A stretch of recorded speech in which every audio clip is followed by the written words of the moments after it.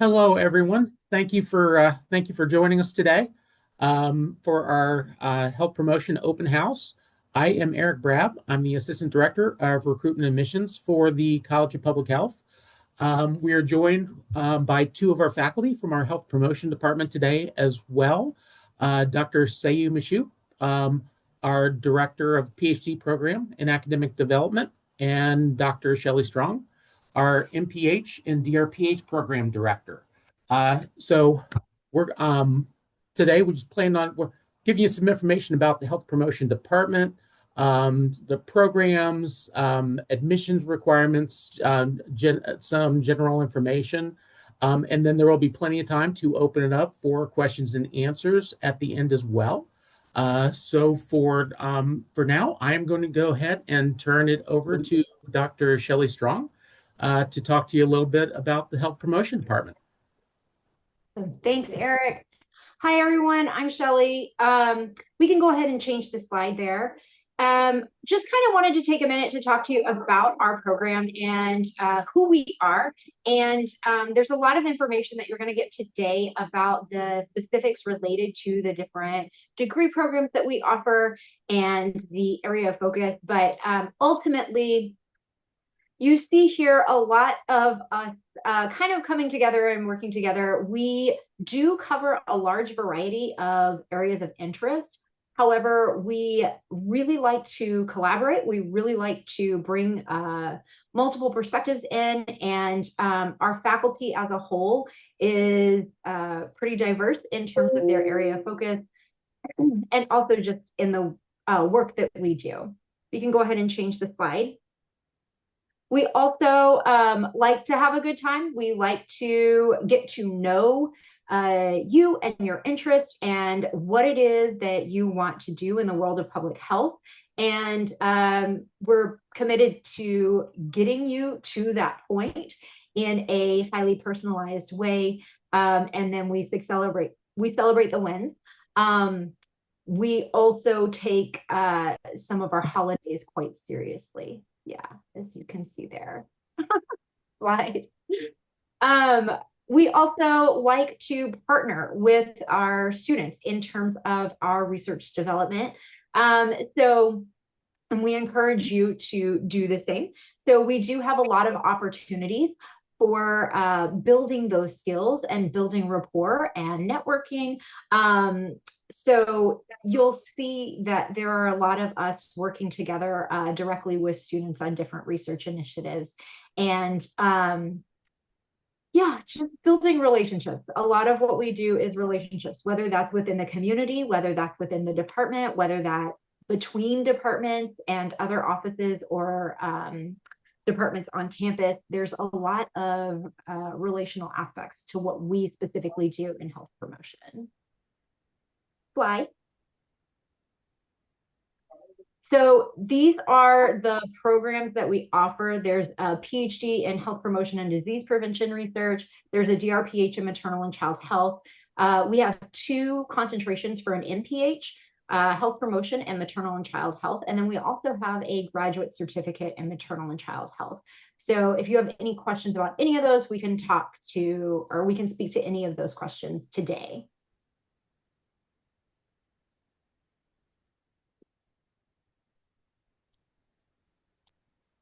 I forgot to mute myself again. So thank you, Sherry. Hi, everyone. I'm the PhD Program Director for the Department of Health Promotion. My name is Sayu Mishu, and I'm going to briefly go over some of our research focus and emphasis, how we distinguish ourselves from other departments at the College of Public Health here. So our emphasis area is mainly on the community-based participatory research. So if you are enrolled in our program, so you will have extensive opportunity to get engaged in the community-based project. You will go out to interact with the community. So that's the main highlight, one of the main highlight of our program. In addition, we'll also focus on health equity and disparity. So our faculty member, they are also the representative of African American, Latino population, and also Native Americans. So they are each conduct a relevant research in these areas. If you are interested to work with the specific population, might be the place for you. And in addition, you can tell from our program introduction, our strong suit is the maternal and child health. We have a DRPH program in this concentration, DRPH program in this area. We also have MPH and certificate in this area. So if your research or your practice experience, practice interest is really in maternal and child health, you are in the right place. And finally, we all, like I mentioned earlier, we really focus on community-based participatory research. Participatory means as a community member, they will have a thing to say about how we even develop, design, and conduct a research, and through and also dissemination the research project. And how we do that, we will use the older knowledge we learn from skill we learn from the implementation science and system thinking to apply to that. So this will be a nutshell for our research emphasis and how we are different from the other program in the College of Public Health. So next slide. Oh, not yet. Sorry, Shirley have something to add. No, as well. I always have something to add. I'm so sorry. So I just wanted to kind of share a little bit of background here. We have been going through a lot of conversations in our department over the last 2 years or so about our programs and how are we best serving our students and kind of integrating what we already know as a faculty we do well into our programs and giving that to the students, right? So really taking that strengths-based approach.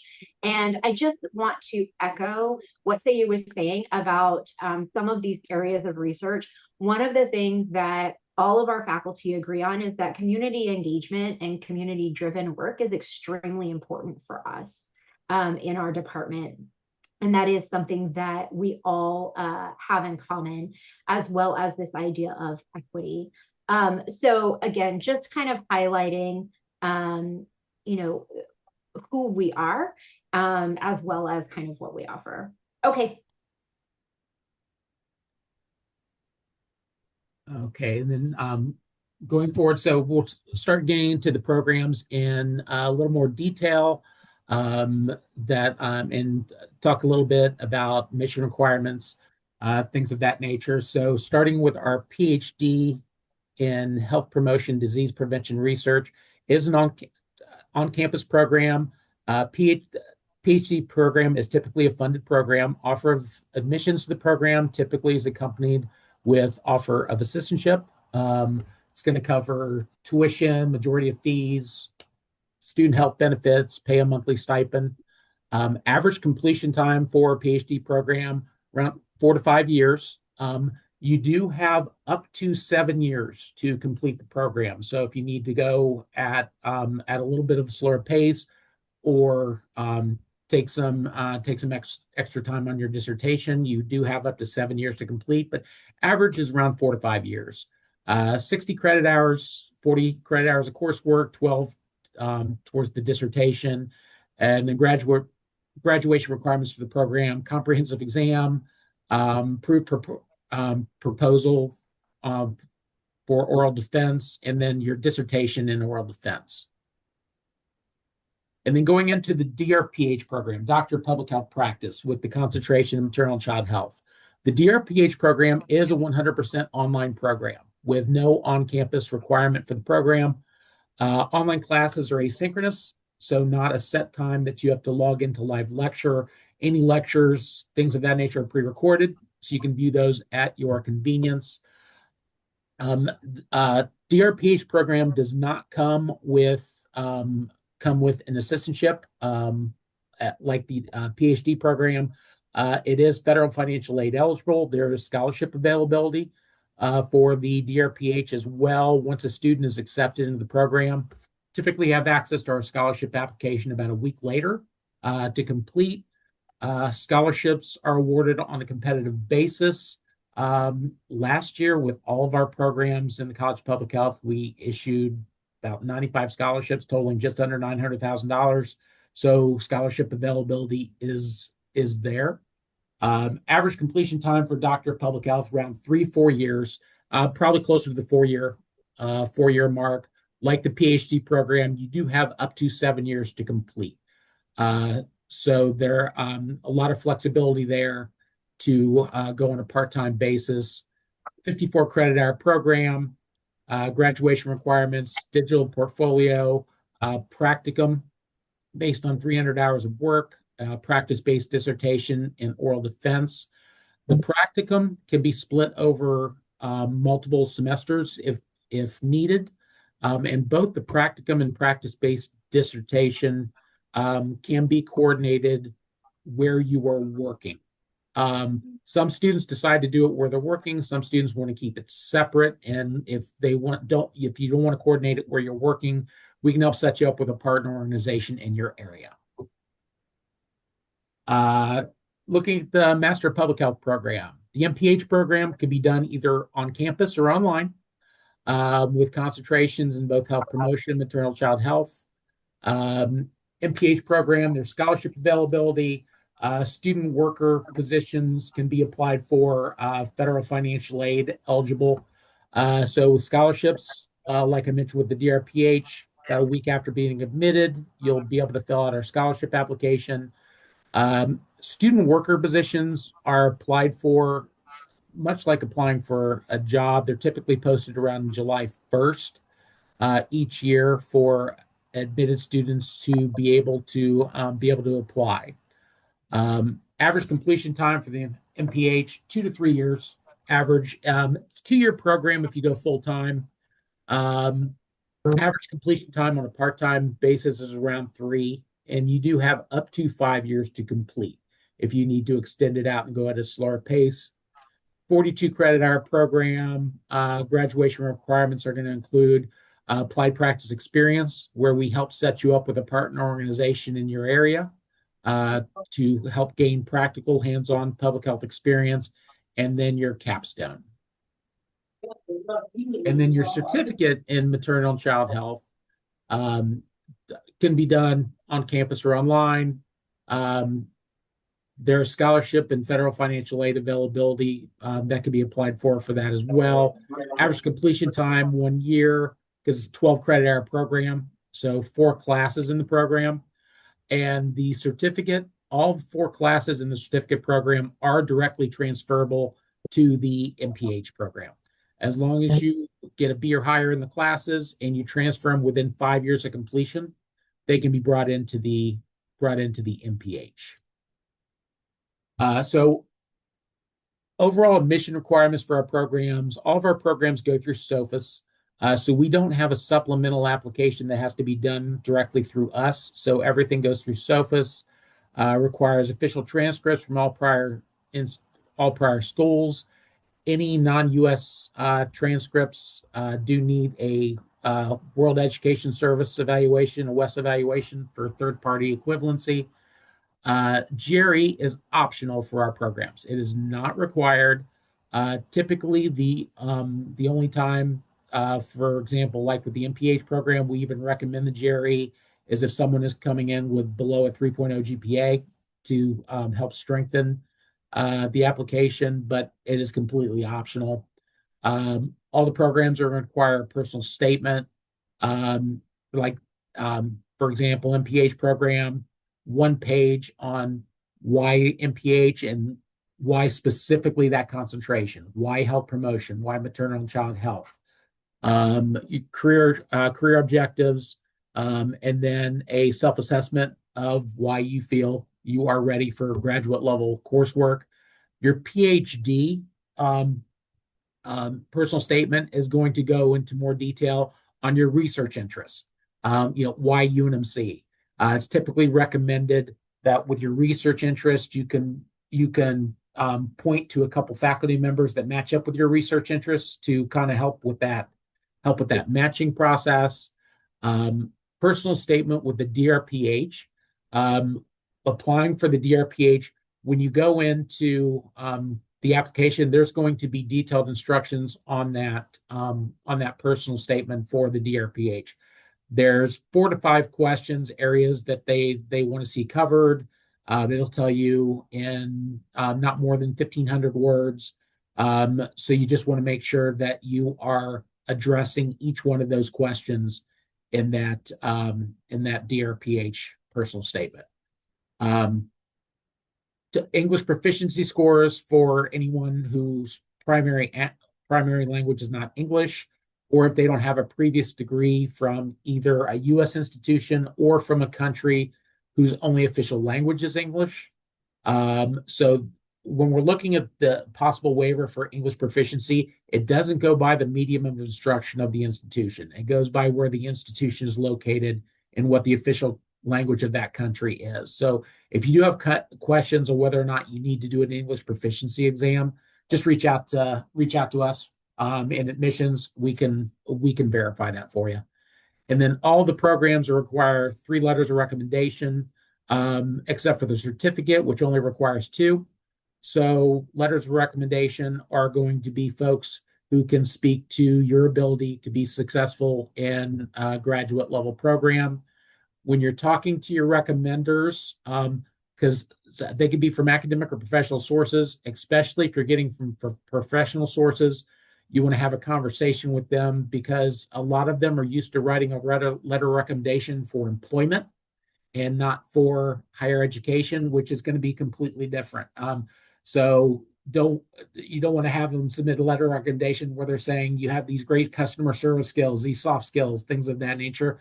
It doesn't really speak to your ability to do graduate level coursework. So, when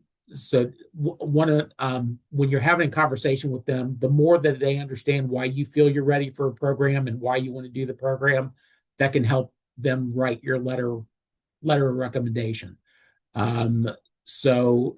Things like your time management, critical thinking, things of that nature.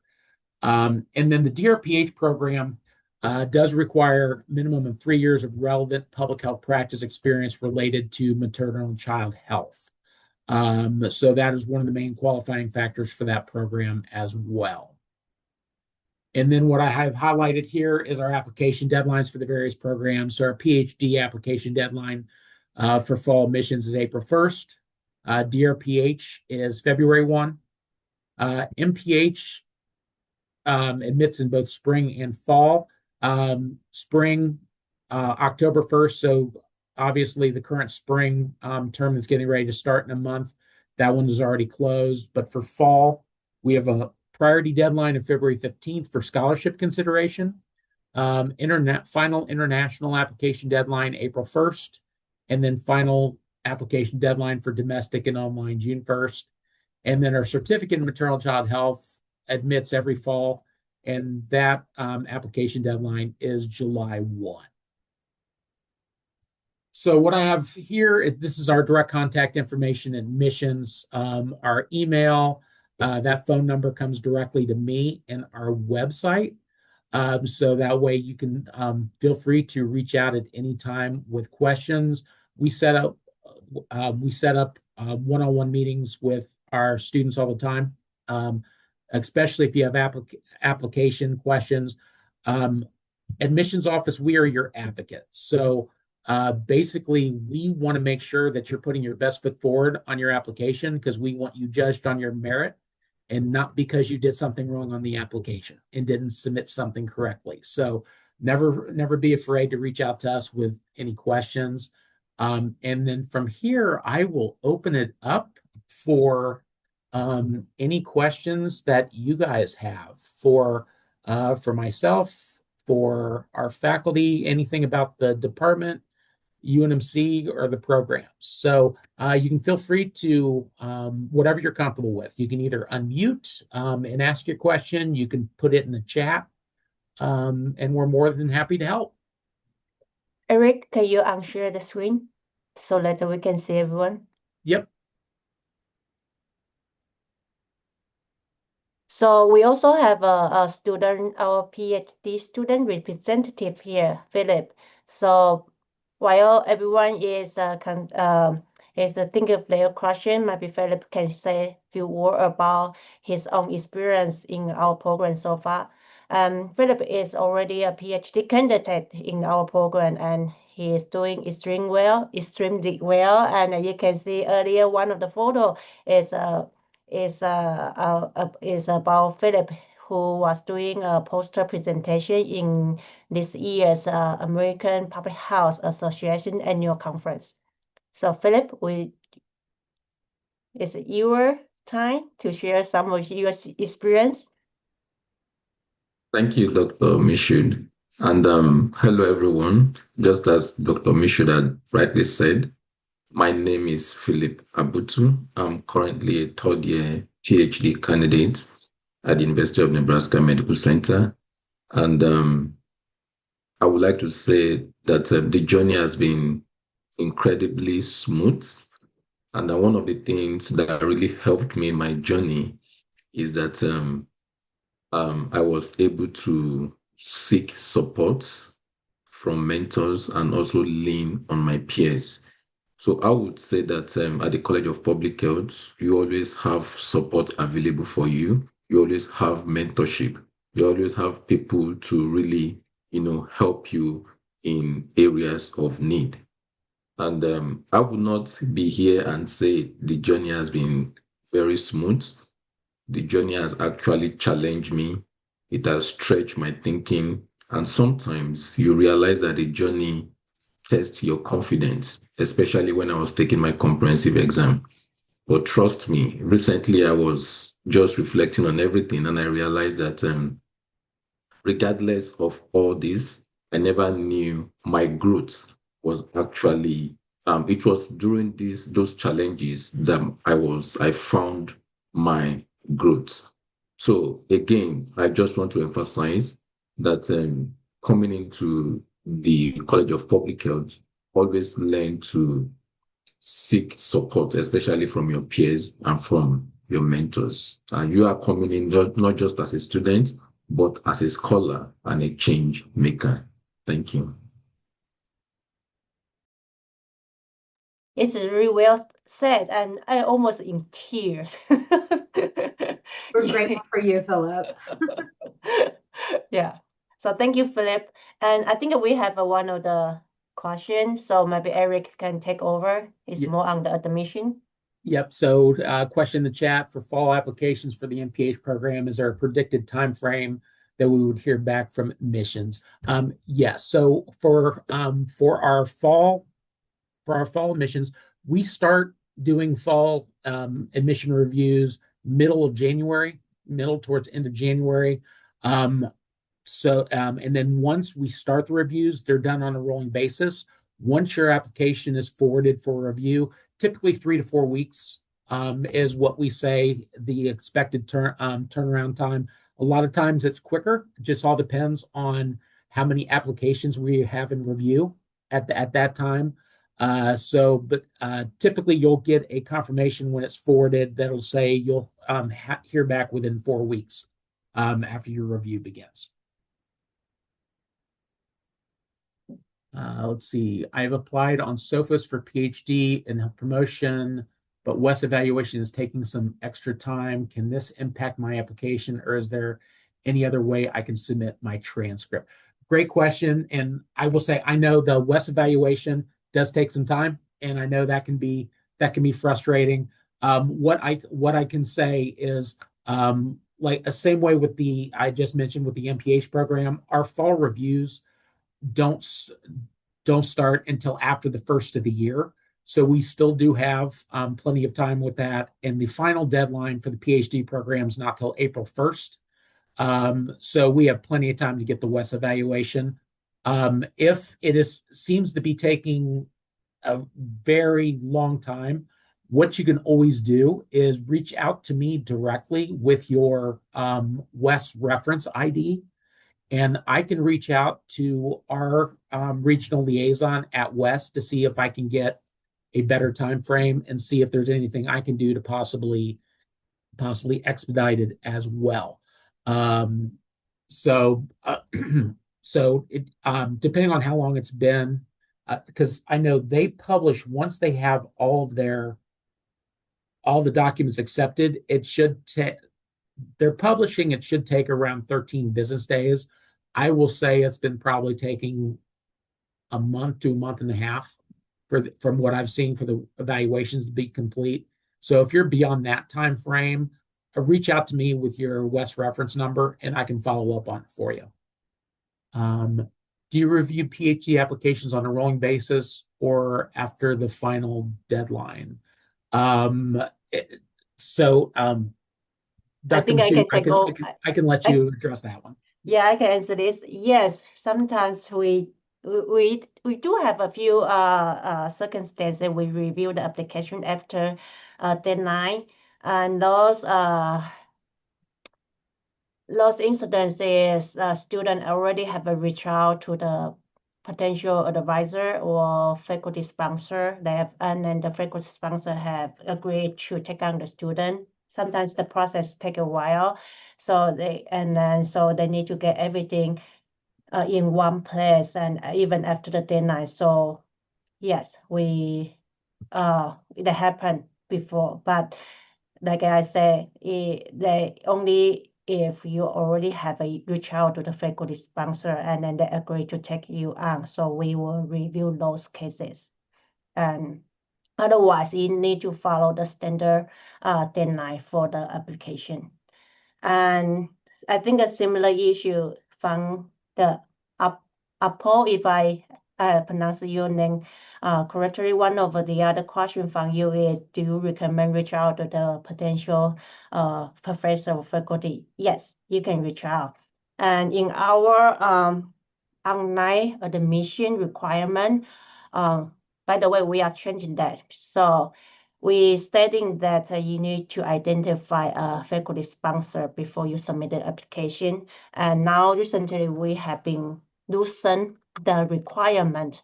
So you can identify and confirm with the faculty sponsor, or you can just list faculty member you would like to work with and why your research interests align with their research program. So this information can help us to identify a potential funding source and then match with the appropriate faculty member and if they have a funding. So either way, you will need to detail in your personal statement. And we are looking at why you but not a person. So you need to illustrate well on why we should choose you and why your research program fit into our faculty member and also our department. And the one as far as PhD students automatically considered for funding, or is there a separate process or form required? There's not a separate application for the PhD for the for assistantship. That review is all part of the application and admissions process. And yes, to your question, the PhD student, if we enroll you or you receive the acceptance letter, that means, and then you did not indicate that you will be self-funded, that means we have identified potential funding source for you.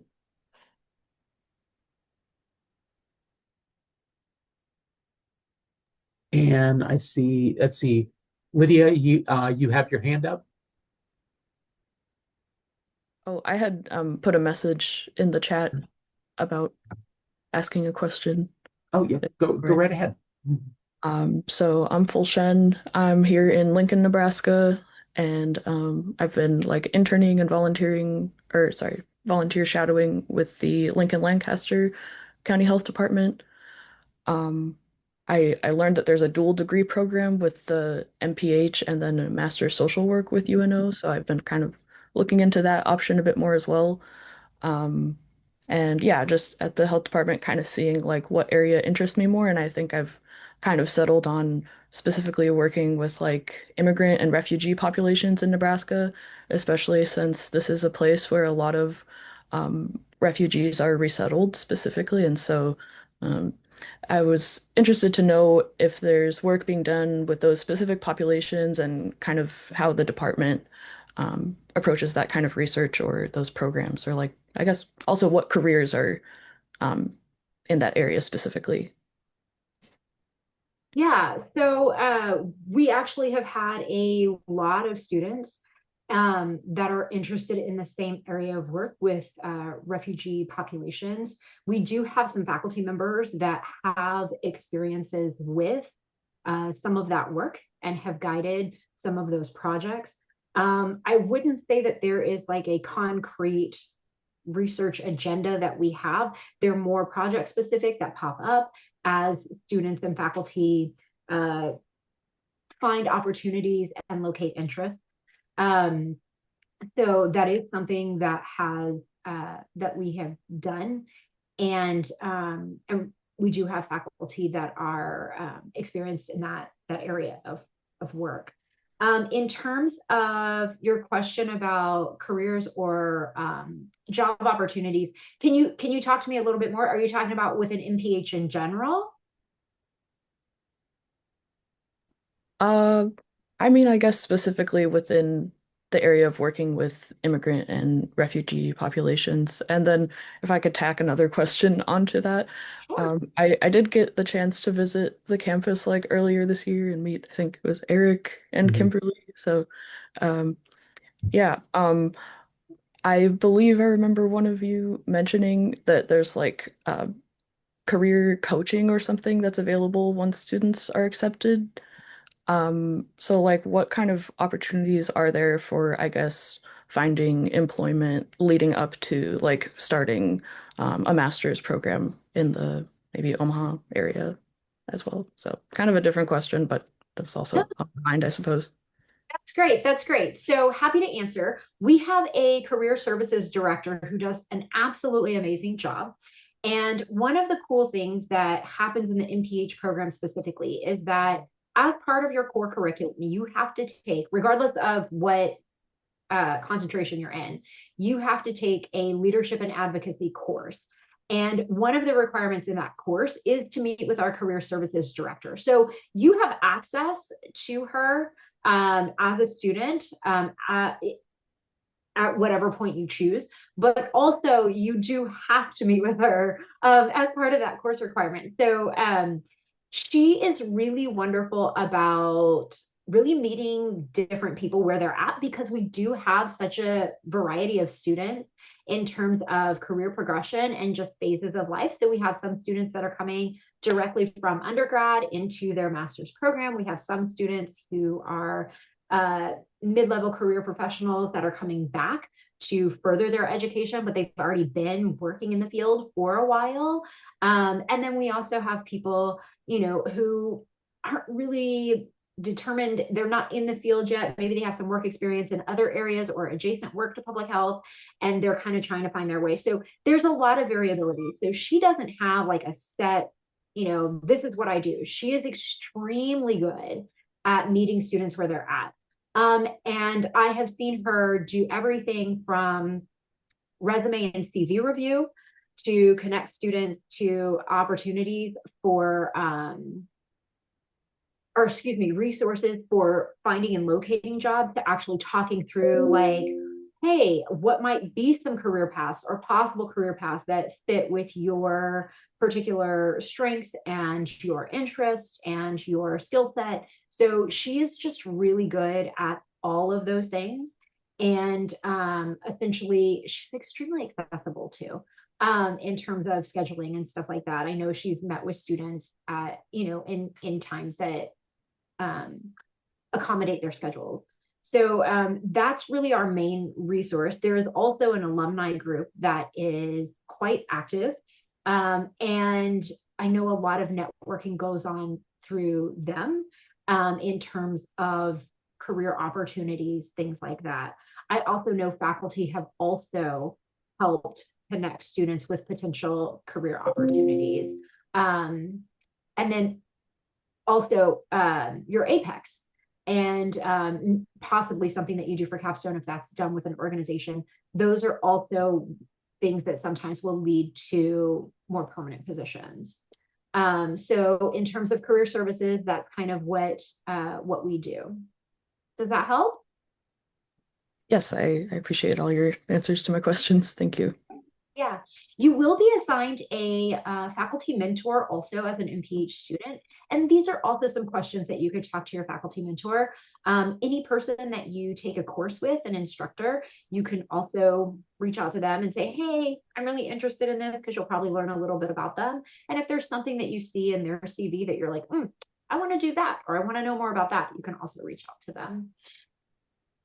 So I also post on the chart about the information for some of the programs that work with the refugee population. So the Center for Reducing Health Disparity here, they used to work with lots of events for refugee population, and now they moved to Allied Health, but you can still see the information there. So Bridge to Care is the program that mainly work. There are lots of they work with the refugee population. And it looks like the next question we have in the chat is, if I identify a faculty member whose current funding is limited, will this affect my chances of admission or lead to my application being rejected for the PhD program? This is a tricky question. Initially, I was going to just write down my response, but I think I hold it back. I think I just answer it here. I would say it is yes or no. It really depends on the funding we have for that year, and sometimes the funding come out late, and sometimes it also depends on who you are work with. And so we encourage students to identify not just one, but several faculty member if possible. And if you have a secure one, but the faculty member have a limited funding, you might need to indicate in your personal statement that who else you might also to work with. So we review the application by several different criteria, and then we will rank them. And then based on the ranking, we will provide those ranked top will now identify a faculty sponsor that will be offered with the department fund.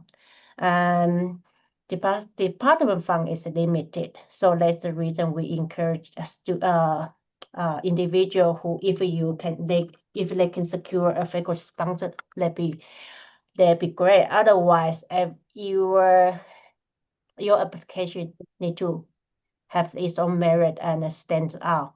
So that means you might need to rank top 1 or top 2 in order to get the department funding if you did not identify a faculty sponsor. So that's my answer in a short answer for that. So there's still lots of different factors coming to this, how we make a decision. And then the next one about was accepted in the MPH program last year and deferred due to funding limitations. Since I'm now planning to apply for the PhD program instead, do I need to formally decline my previous MPH offer before submitting my new PhD application? I can answer that one. You do not have to formally decline that before submitting your PhD application. If you applied for the PhD, you're admitted into the PhD and accept your offer for the PhD, we will automatically go back and mark your MPH as declined.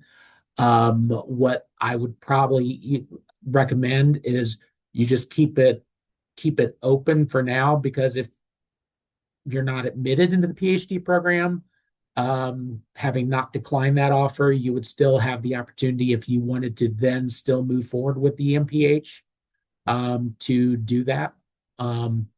So no, basically you do not have to decline that in order to apply for the PhD.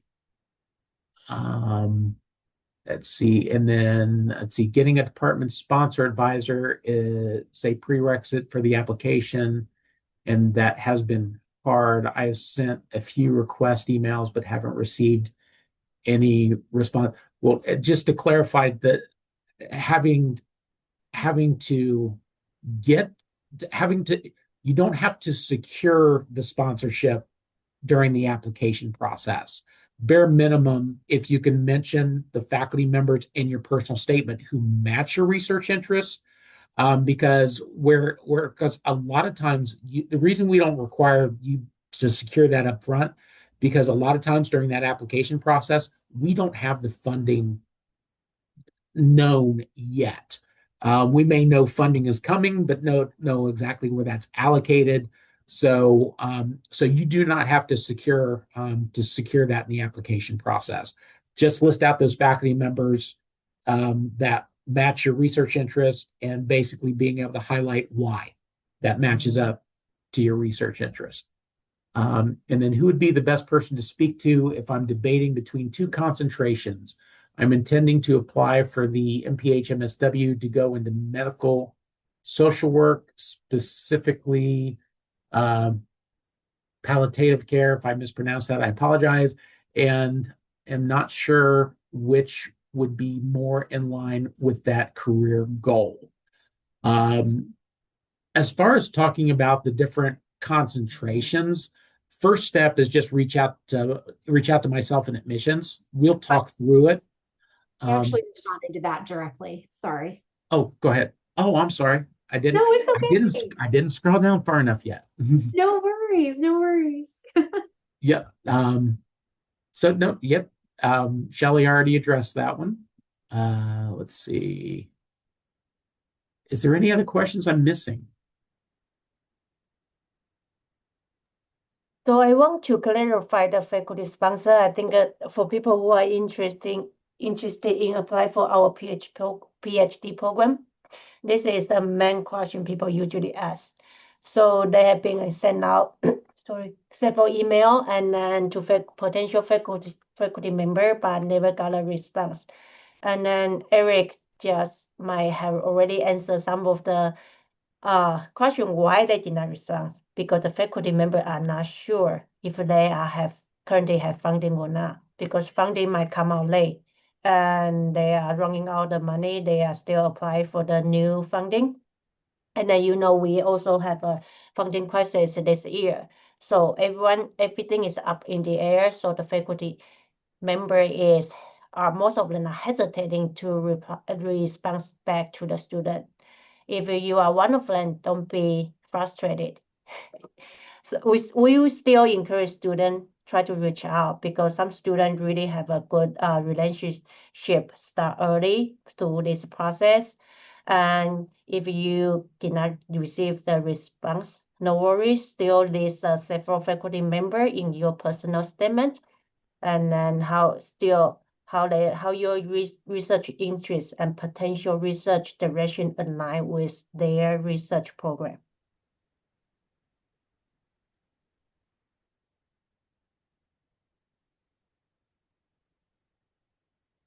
And what other questions can we help with? Let's see.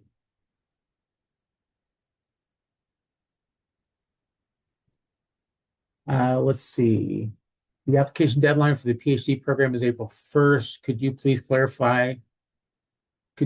clarify when applicants typically receive admissions decisions? Also, does submitting the application early increase chances of receiving an earlier response?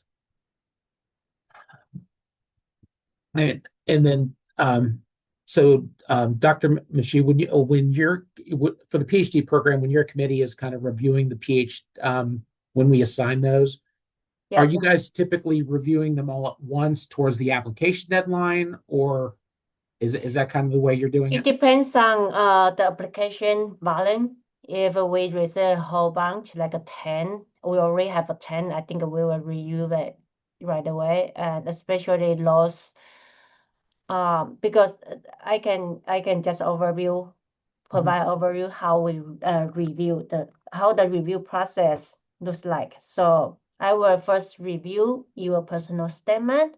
And if lots of application in the personal statement they did not indicate the potential faculty, sponsor, mentor, they will be immediately moved to the not review in the committee pile. So please make sure to indicate the faculty, sponsor, mentor you want to work with or you have confirmed your sponsorship with. And then I will send the review application. I will send the application to our graduate program committee member. So we are a 4-person group, and each of us will review all the application, and then we will rank them based on our scoring rubric, and then so we will make a decision, and then based on the funding amount we have, and then we will send out the acceptance letter. So I know there's a national deadline on April 15th, so all the PhD program are trying to make a decision before April 15th, so you can turn down other offer and accept the other offer. So we will try to make that deadline. Yeah. And Philip say, if you have have a question on how the student life looks like here in Omaha, Nebraska, please, you can feel free to ask. This will be a big part of your might be one of the consideration if you want to apply here, because some people really know nothing about Nebraska, nothing about Omaha, concerned about the weather. I'm not sure if I want to live in the Midwest.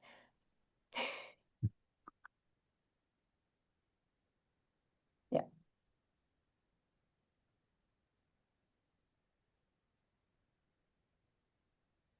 And I will, and Stephen, I appreciate your suggestion as far as being able to highlight who's accepting, who's available for supervision. Again, as we kind of come in, what makes that extremely hard is at any time knowing when that funding is going to come in and knowing what's exactly being funded. So a lot of times we know that exact answer closer to the application deadline. So that's why kind of we're highlighting the more you can mention that match up with your research interest, the better. And So Oh, sorry, I was gonna ask about I know there's been some changes with loans for graduate programs and like which degrees are classified under receiving loans amount. Has that changed with like the master's public health program specifically, or what impacts has there been with that? No, it's a great question. Yeah, so basically the classifications have recently changed on what federal government considers professional program, non-professional program. Pretty much the professional programs have been kind of knocked down to basically doctor. There's very few professional programs left as far as federal government, because nursing has even been taken out of that. With our programs, basically, so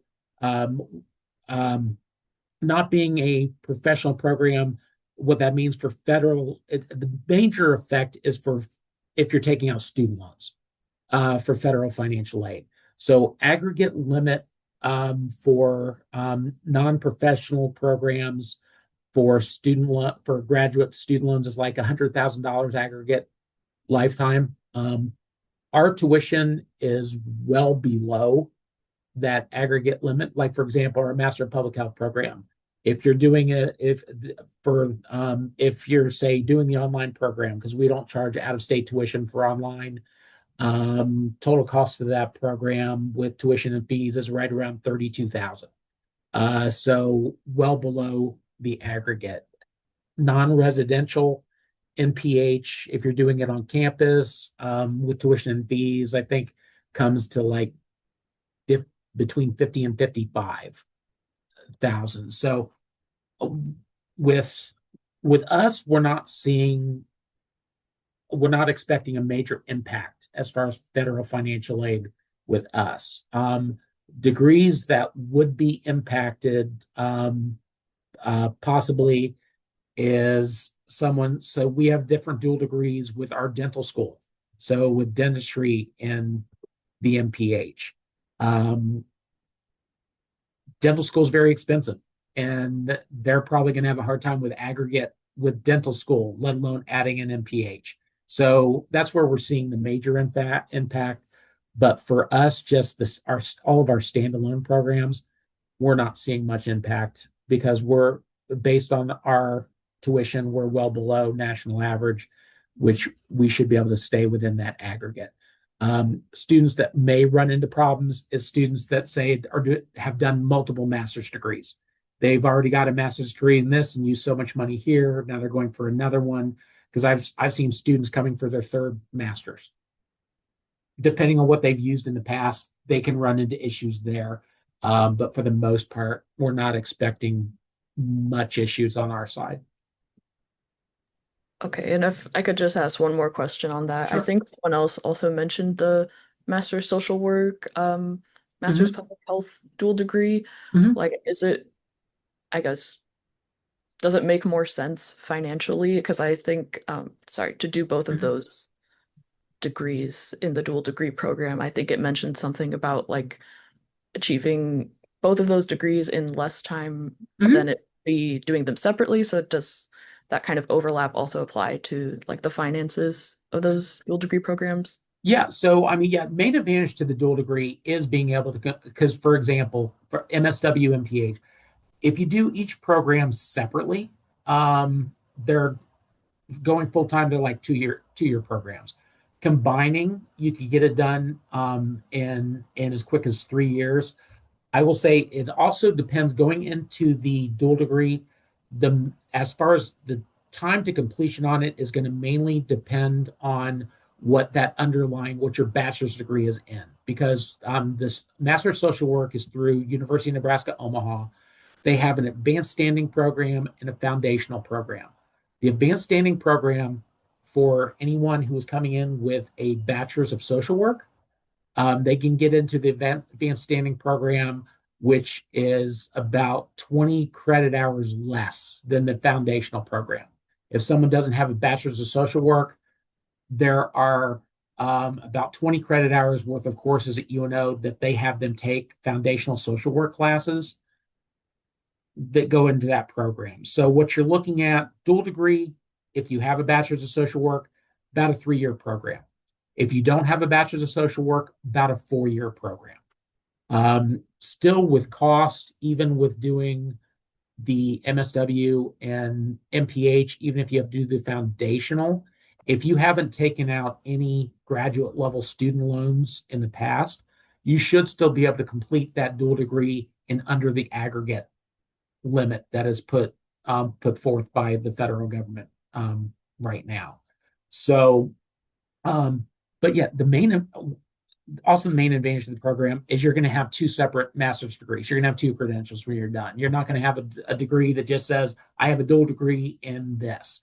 You're going to have a MSW from UNO, an MPH from UNMC. So there's a lot of advantages to it. But so whether it makes sense, just like everything comes down to a personal decision. If you are interested in both and you want to coordinate them, then yes, it most definitely makes sense. And we should be able to finish the degree within the aggregate limit, depending on anything you've taken out in the past. All right, appreciate your answers on the.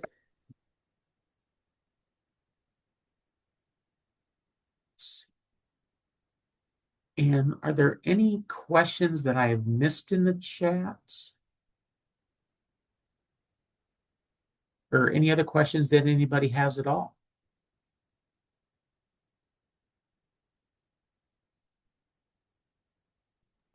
So Philip also shared his email address on the chat. So if you have any question that think is too sensitive to ask us, you can reach you want the student perspective, you can reach out to Philip. Hello, my name is Umer, and I've just posted a question. Maybe Eric has missed it. Actually, I have submitted my application, and in the SOP, I have mentioned names of a few supervisors. So, is it really important to connect with them and make them aware that I'm interested in their work, or the admission committee will manage it itself? So in the admissions process, we always say you're not required to do so, but I will say it's always a good idea to reach out, you know, introduce yourself. So it, it, it I go along the wise it doesn't hurt the admission process to start reaching out, building those relationships. You are not required to do so, but it is recommended that that you do reach out to start start building that communication. Yeah, I did respond in the chat. They said, please do reach out. And if they did not respond, no worry about it. Yeah, just to elaborate on that, we do look at that when we're reviewing applications, and we do go to those faculty and say, hey, have you spoken to so and so? So it does from a faculty perspective, and then this is just me personally, but when someone identifies me as a potential supervisor or advisor, and I'm not aware that they did that, when I'm looking at their application, I'm like, huh, interesting, so it kind of like I think it does really help.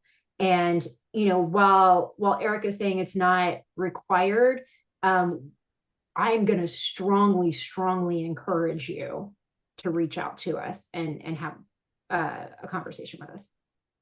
So by the way, when you read through the 9 about the requirement, when you see strongly recommended or strongly encouraged, that kind of imply you better do that. So just FYI, I learned that through all this year. That's what I was trying to communicate. Yes, do it. See, and I appreciate you guys, because from an admission standpoint, there's only so much we can so anyways we can word it. We have to do the disclaimer, it's not required. However, so I definitely appreciate your guys' feedback on that. Well, and also too, for those of you on the call or whatever, you are welcome to reach out to us. Say you and I are definitely here. We take our roles very seriously, and we are in these roles because we want to bring students into the fold, and we want to make sure that we are aware of people's questions, and we're positioned to answer them. So don't hesitate to reach out to us. I put my email in the chat as well. And as I said, I direct the MPH and DRPH program specifically, but I am an advisor to PhD students as well. So, any questions you have, just reach out, make a connection, right? If I can't answer, and I know this goes for SAU as well, if we can't answer it, we will find out who can and either connect you, or we will find the answer for you and report back. So. Okay. Any other last minute questions before we end the session? All right. If not, we greatly appreciate you guys joining us today. Get a lot of great questions. We really appreciate it. I will be sending out the recording to everybody tomorrow, so that way you have a copy of the session in case there's something's like, I think this was addressed, but can't remember.